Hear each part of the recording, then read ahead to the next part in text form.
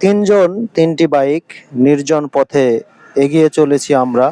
চারপাশে শুধু পাখির ডাক আর মাঝে মাঝে পাতার মধ্যে বাতাসের ফিসফিস শব্দ। প্রকৃতি যখন গভীর, তখন মানুষের উপস্থিতি এখানে যেন অলৌকিক কোনো গল্পের মতো।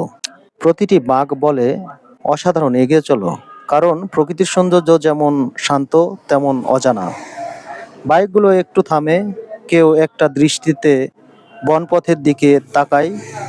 এই পথ, এই নির্জনতা শহরের কোনো কোলাহলে পাওয়া সম্ভব না। এটা শুধু যারা প্রকৃতিকে ভালোবাসে তাদের জন্য। এটা উত্তরাঞ্চলের সবচাইতে বড় বনাঞ্চল।